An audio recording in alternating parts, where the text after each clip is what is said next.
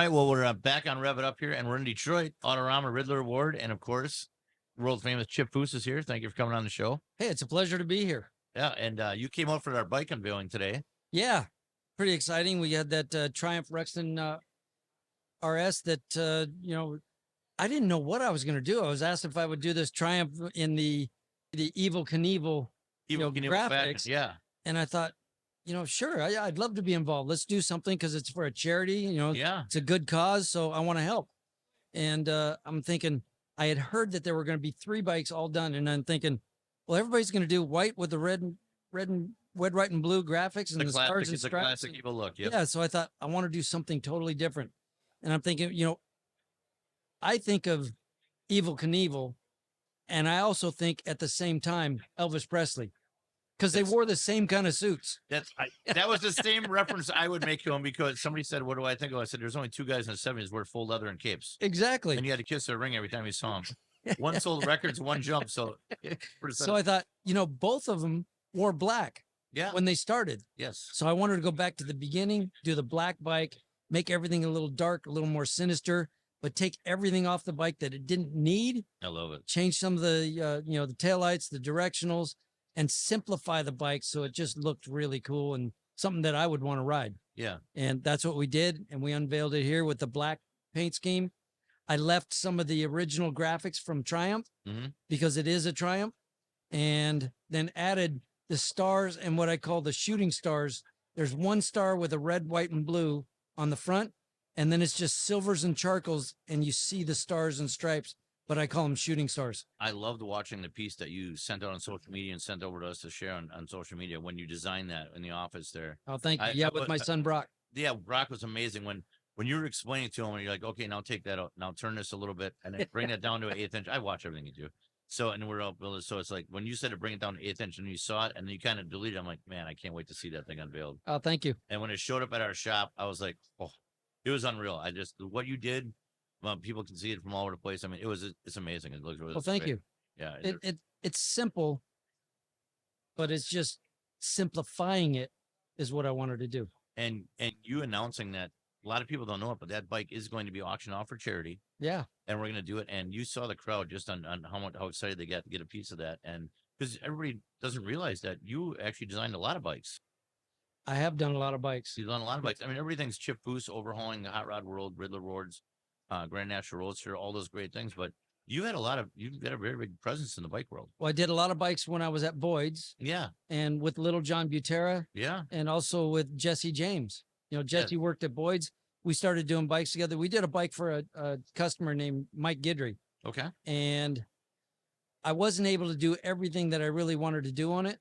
But when Jesse went on his own, he took that and the original design that I had done. And that's when he built his first bike when he went on his own after Boyd's. Yeah. Was the El Diablo. Right. And a lot of people, what I think a lot of people didn't going to miss that or figure that out. So back in the, obviously Boyd Coddington, American Hot Rodder was a TV show.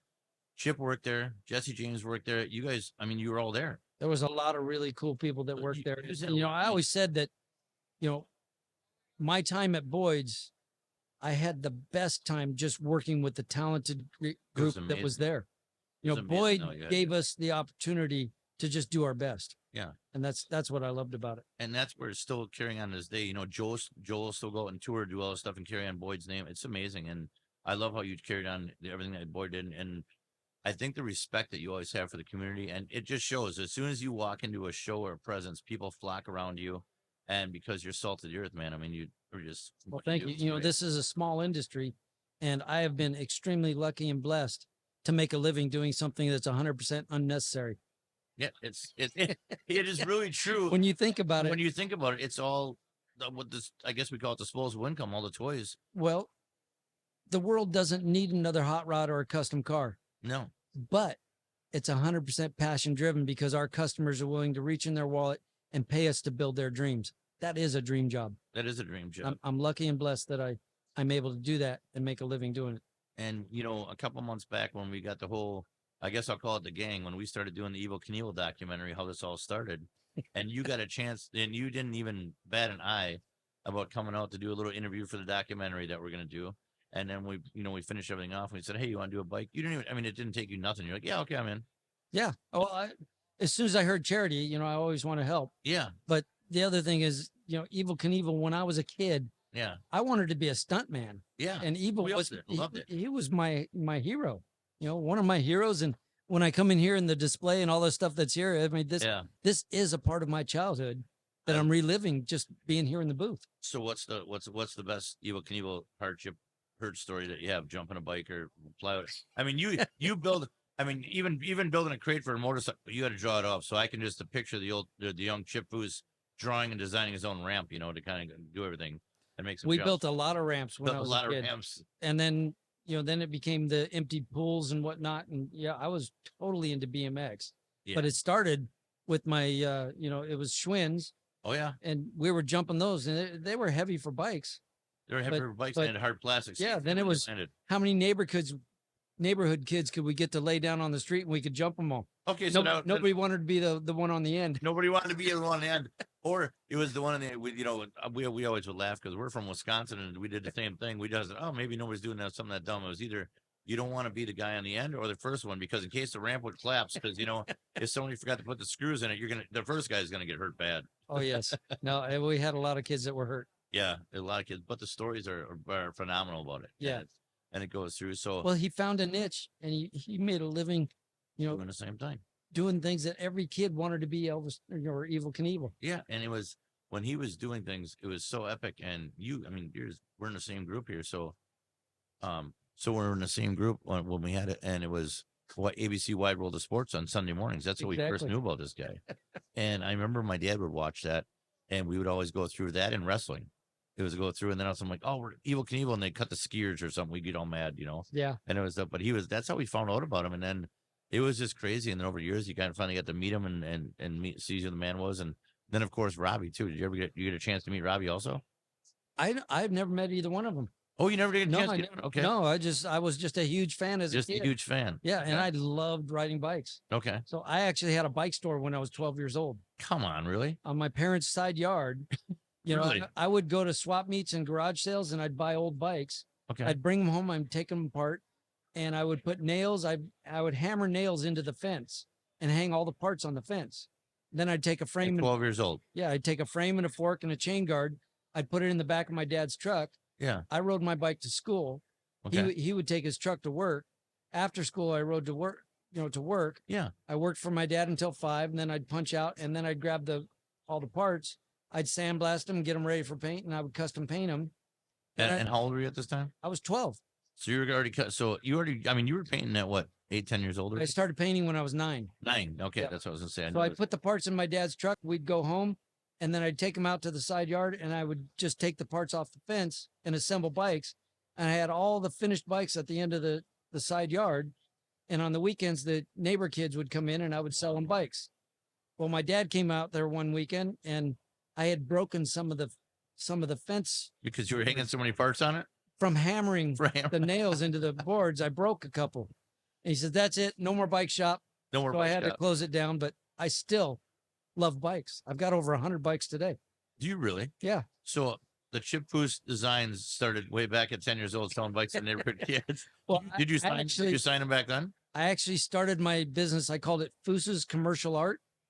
Okay. In 7th grade, we had a printing class. So I printed my own little business cards. In 7th grade? In 7th grade. This is awesome. This is the stuff I love. This is so great. So, and you're originally from Cali, right? Born and raised in Santa Barbara, California. Yeah, born and raised, right? So that is great. And I went down to Orange County in 93 to go to work with Boyd Coddington. Okay, I was just going to ask you what year did that start? Because Dad when did your dad's shop start?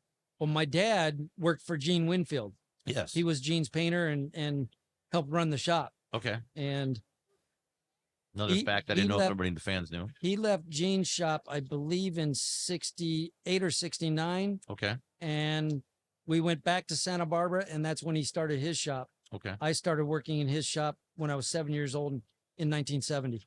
Okay. And then in 93, you went to work for Boyd. Yes. Okay. I graduated from Art Center in 90, and I started working for Boyd. We had I built that model of the Prowler for Chrysler. That is right. Yes, the Prowler. And I had that on display at the SEMA show. And when Boyd Coddington saw it, he asked me to start doing some work for him. So I started working for Boyd in 1990. Okay. But in 93, he made me a full-time offer. And that's when I moved down and started running his shop. Okay. So in 1993, who was all in the shop? Was Jesse there already? Was the other guy? No, there? Jesse wasn't there yet. Okay. Jesse wasn't He there. came in later. Came in later. Yeah. Okay. Yeah. It's so crazy that Boyd, all the great names that came through that shop, and now you guys got it all started. It's just crazy the powerhouse that he had there. There's a lot of people that went through Boyd's shop and a lot of fun stories. I think I met Boyd twice in my life. And he was just a great guy. It was just really cool. I mean, everything you just played. I think it was a cherry red '57 Chevy that you guys premiered. I remember that car on the stage, and it was a billet one piece front grill on there. That was Boyd Air. There you go. See, Yeah, I knew you remember the car. I did that sketch one night at home, and I brought it in the next day and showed it to Boyd, and he says, "That's really cool." He said, what are you doing there? And I said, well, it's the whole theme of this car is, what if Chevrolet was playing around with the 59 proportions in 57? So we actually found a 59 Oldsmobile and used that cowl and the windshield parts. And that's how you changed and the car. Then changed the dash to a 57 and bought all reproduction parts. Really? And built that car. And it was interesting. I had done that drawing. Yeah. And then John Diana, who is the publisher for Hot Rod Magazine. Yes. He was in Boyd's office, and Boyd called me. He says, "Hey, do you have that drawing of that 57? I had just done it like 2 or 3 days earlier." Yeah. And I said, "Yeah, it's in my office." He says, "Bring it to my office." So I grabbed it and I take it over there, and John Diana's sitting in his office, and Boyd says, "Show it to John." I handed it to John. He's looking at it. He says, "Can you have this done?" And he gave us a date, which was 17 weeks. He says, "Can you have this done by this date? And we can shoot it, and we'll have it on the cover of Hot Rod Magazine if you drive it on Power Tour." So Boyd looked at me, and I said, "Yeah, I can do that." So Yep, I can do that. We built that car in 17 weeks, photographed it for the magazine, and then Boyd and Gray Baskerville both drove it on the Power Tour.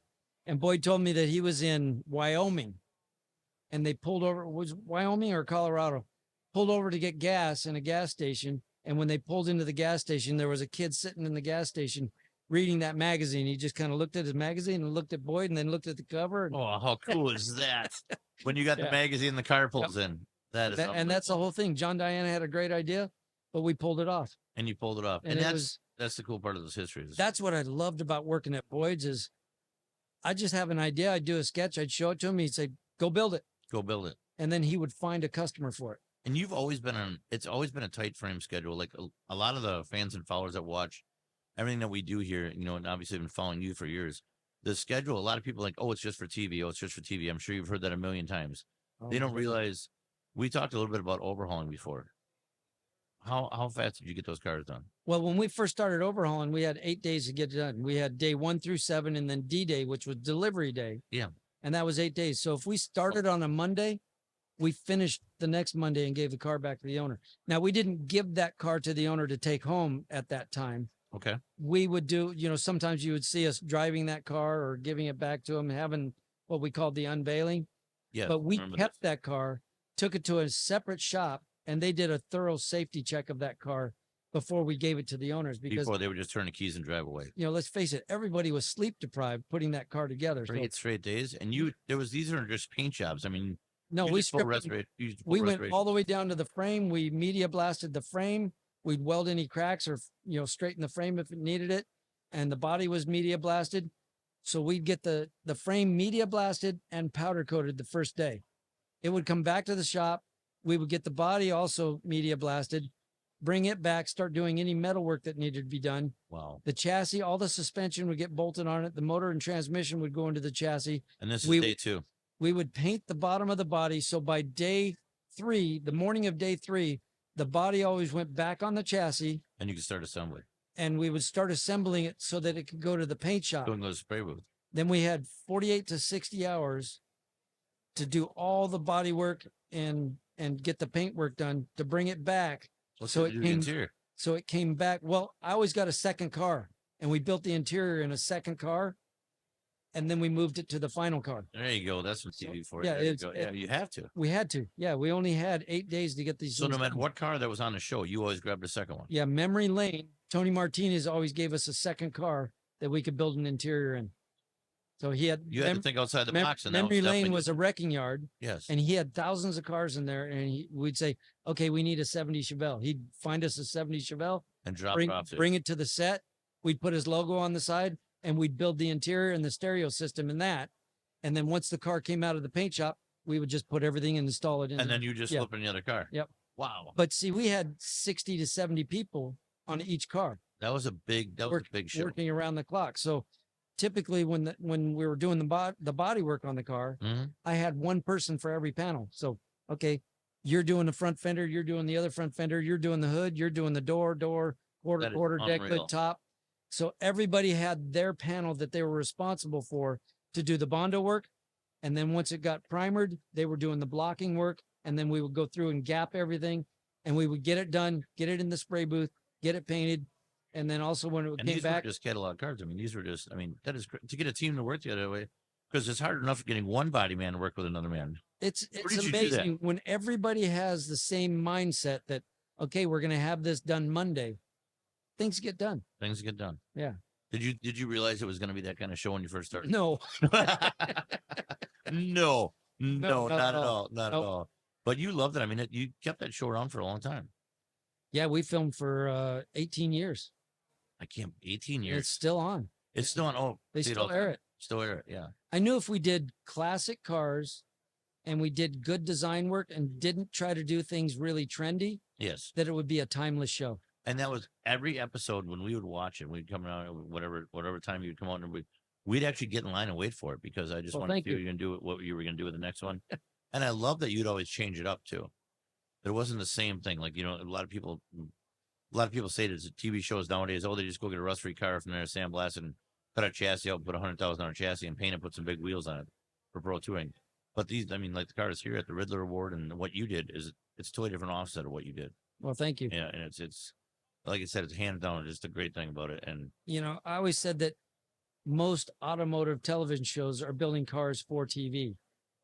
I wanted us to be building cars for people that were on TV. Well, people are more important than the cars. Well, we're building something that could change their life. And you did. You changed a lot of lives on that show. And I'm about to start a new show that we're going to do it on my website. Okay. And it's Where Are They Now? The Cars of Overhaulin. So I want to bring the cars in, bring the owners in, the current owners and the people that we did the cars for. I'll definitely watch that. And talk about, what this car did for their life, what it meant for them, why did they sell it, and why did this person buy it, and how did that car change their lives, and where the car is now. That'd be a great. I'm really excited. There's some amazing stories of cars that we did. We did a '70 Chevelle for a guy named Race, and I was at a show in Atlanta, Georgia, and this guy came in and he had a photo album with Race's car on the cover, a picture of it. The one that you designed. Yeah, the one that we built on Overhaulin. And I said, and he says, when you have a minute, I want to show you the photo album of the restoration of this Monte Carlo. And I said, that's the one we did on Overhaulin. He said, yeah. I said, how did you get a photo album of it? He says, no, this is when I restored it.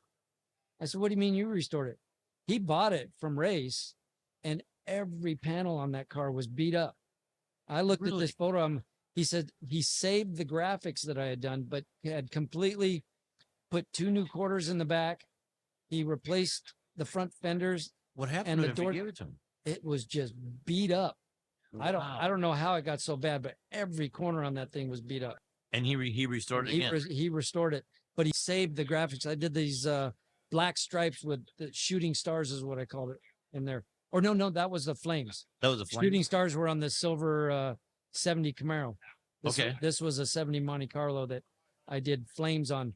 And what I did is I made a flame pattern out of a magnet that was now I'm gonna have to look this up. About 3 feet wide, and I would lay that on the car and then spray the flames over the black, and then just keep moving the pattern. And then I would move the pattern and did these flames that went all the. I had to think of things that I could do really fast. So the magnet was the master. So it was actually a magnet for the magnet. Yeah, what I did is you didn't have time to do a regular paint job like that would take somebody a week to do. Right. I just taped off the stripes and I'd lay the magnet on the back and I spray the flames and then lift it up and set it down again and work my way forward. That's definitely thinking outside the box on that one. Wow. So you just magnetize it, put it on there, move it all. Yeah. You know, they make that kind of vinyl magnet stuff that you can cut out. Yeah, and before we get through the vinyl graphics. Yeah, you'd paint a sign on it, and then it would just stick on the door. It would just stick on the door. I just cut it out and sanded the edges and made a really nice set of flames. And that pattern, is cool stuff, man. That pattern that I made, I ended up working in Cars Land at Disneyland because I worked on the 2 Cars films. Yes, you did. That's with right. Pixar. I was gonna get to that. You beat me to it. But when we were designing, you know, or shall I say, decorating Ramon's paint shop in Cars Land. Yes, of course. Everybody they were looking for stuff to put in the set, you know, on that, you know, in the ride. So I donated a bunch of stuff from Overhaulin, and it's all in that shop. And that so spray mask cool. is Really? hanging on a cork board. Yeah, that is so cool. So you and Thomas Estrada got a couple things in common with Disney. That's pretty. There we go. That's pretty neat. Disney is a lot of fun to work with. Are they? Thomas said he loved it too. He's got a lot of stuff going on. I mean, Thomas is the reason how we kind of all got together. Oh, very cool. Yeah, the stories are so funny that somebody gets a phone call and we make a phone call and then it all just kind of collaborates to what we have here. Is crazy. This crazy display of what we have going on. Now you're still shop is still obviously really busy. You're always building cars nonstop, right? We've got cars going at the shop right now, and I'm kind of trying to wrap some things up and get some projects done so I can move the shop.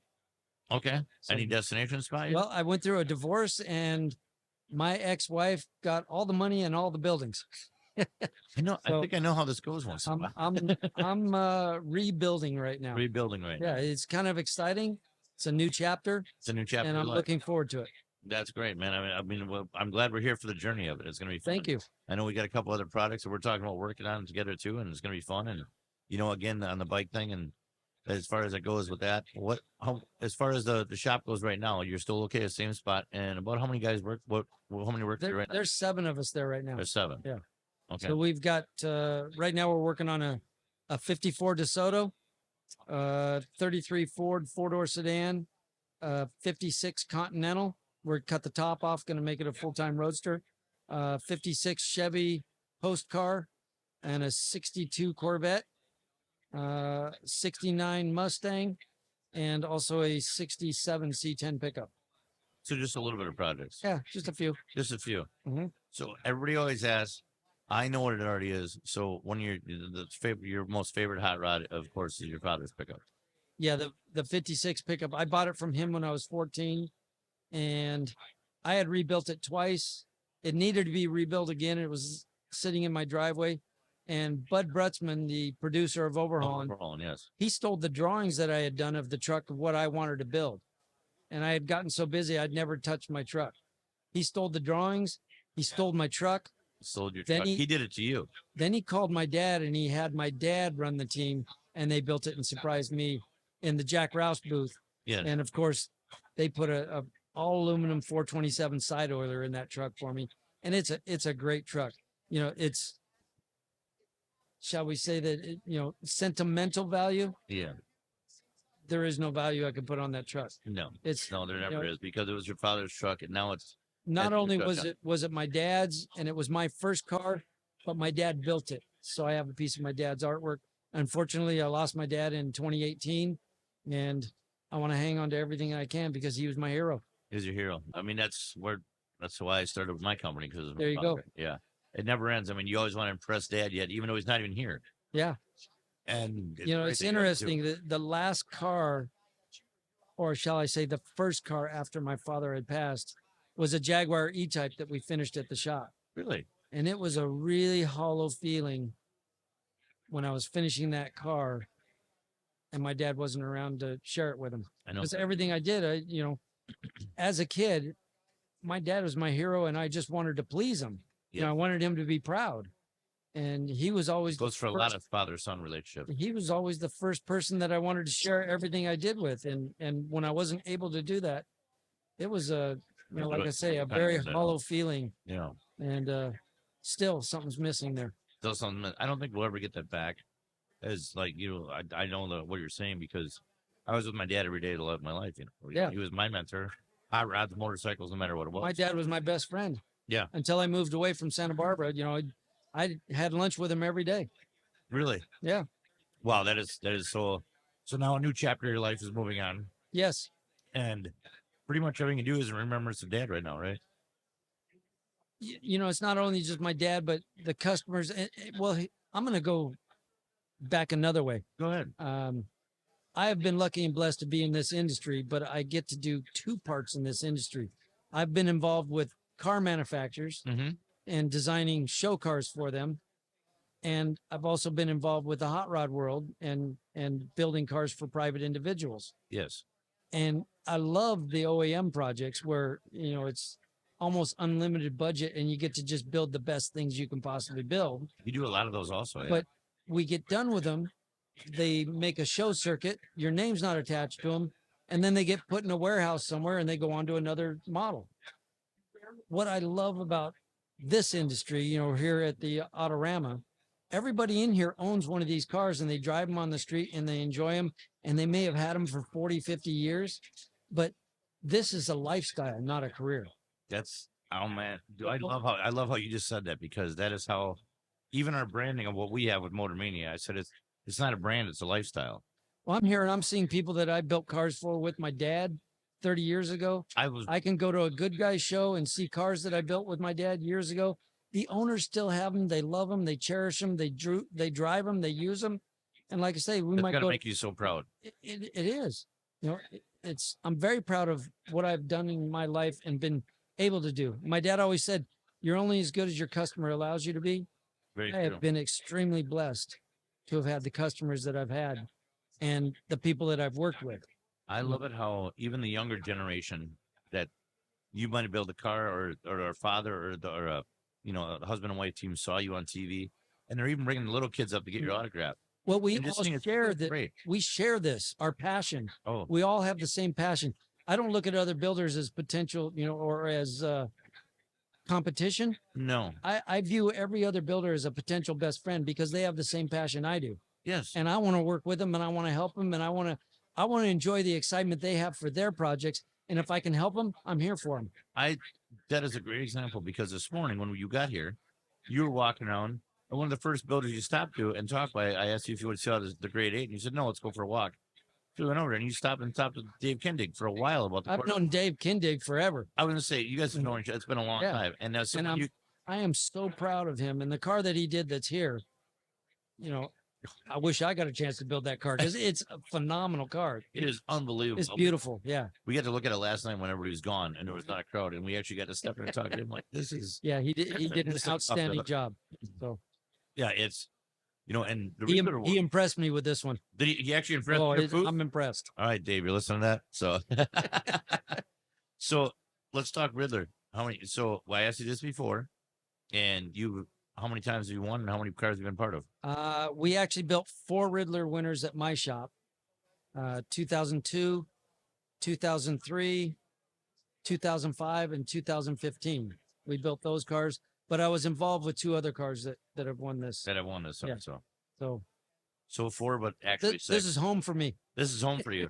When you come in here, the presence is overwhelming of just the great car builders and that come through here. I mean, you and Kindig and Shutton and everybody's here, and JP from Canada, and it's amazing. JF, he's got a beautiful Cougar here with that Mustang fastback top on it. Yeah, JF. Oh my gosh, that is.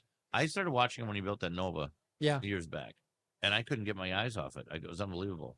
JF actually helped us on Overhaulin. That's where I first met him. And come on, really? Yeah. So I've helped him on a few of his projects, and he's a good friend. He's a really great guy. Yeah. When we were walking through before, and I told him about talking and kind of sitting down, and he's like, "Yeah, I'd love to sit down and talk and whatever." And we started talking because I said I didn't see him for a long time, and then of course he made a show an appearance on a Rust Valley Restorer show for a little bit. Yeah. And I'm like, he doesn't fit out there, it's like, because he's just a great builder. Yeah. And then when I saw the Nova premiere, I was here when the Nova premiered. I couldn't believe it. I was so amazed by that car. Well, I first met him when he built this Kaiser, the dark blue Kaiser that he had at the Grand National Roadster Show. And I used to do an award. It's now the Sam Foose Memorial Award, Design Achievement Award, I believe for my father. Didn't Steve Cook just win that one? Yes, he did. Yes. but originally when I started that, it was just the Chip Foose Design Achievement Award. And when I saw the Kaiser, I fell in love with him. My dad always liked the Kaiser, and I just thought, this is so cool. So I gave JF my Design Achievement Award at the Grand National Roadster Show. And how many years ago was that one, you think? Oh my gosh, that was probably 2004 or 5. Wow. That was, that was 20 years somewhere around there. Yeah. So we've been friends ever since then. That is so cool. You know, we were just in Tulsa at Starbird Show. Okay. Yeah, we were just at Starbird Show, and we, of course, talked to Steve Cook and his creation, and you just gave him his award. Beautiful 59 Impala. Gorgeous. I couldn't get my eyes off that thing. We talked to him, did a little bit of interview, and walked around the car. The work on that and the craftsmanship is amazing. It's really clean. Yeah, it's really clean. It's an amazing car. Yes. So your world here upstairs is always the Muscle, the Riddler, the big shops, and the stereo things. Your world down here that you love is the basement. Well, I love all of it. Yeah. But I want to go to the basement because I want to see there's so much creativity down there. And I get lost down there. I got lost. I was late for the news this morning because I was down there. You know, it's like I say, one of the things I always say about hot rodding is there are no rules or laws in what you can do to a car. No. And that really shows when you go downstairs and see what people have built. I love what they've built. Sometimes the raw metals out there. There's a 62 Impala down there, and it's a straight front axle. It's a gasser. It's 4-speed. And they've got metal fender flares on there. I don't know who made them, but it was done way back in the day. Yeah. And the blower is like peeling through the roof. I love it. I love the car. It's amazing. Fun stuff. Yeah. It's fun stuff. A lot of creativity and a lot of inspiration, shall we say. Yeah. I actually had, I think it was 2007, I had my P32 down there. Really? And that's a little 32 Ford Roadster that I built. You know, when the rat rod era came. Kind of popped out of nowhere. I wanted to build a rat rod, but I wanted to do it in a safe way. And so you actually wanted to build a car that you didn't want to paint? Yeah, it's not painted. Come on. But the whole theme of this car was, what if a World War II fighter pilot missed his P-40 Warbird and themed his 32 Roadster around that whole theme? And I built this car. I used a Lincoln Zephyr V12, but I made it look like a Rolls-Royce Merlin, motor. Yes. A P-38. That is great. And I made the exhaust look just like the P-38, scaled down to fit the car, of course. And of course, it had your design and your name on it. Oh, yeah. And you love that car. I could tell. I could tell right there. Little car. That is very cool. So you still cruising around? Yes, I do. Do you really? Yep. That is great. Can't go too far because that V12 wants to heat up. That wants to heat up quite a bit. Going through it and do it on top of there. So, okay. Would you like me to bring somebody in the booth here? Sure. Hi, Barry Meguiar. Hey, Barry Meguiar, would you like to step on the show here for a minute? You on? Okay, keep smiling right there. Keep smiling right there. There we go. Barry, are you here to ignite Detroit? Exactly.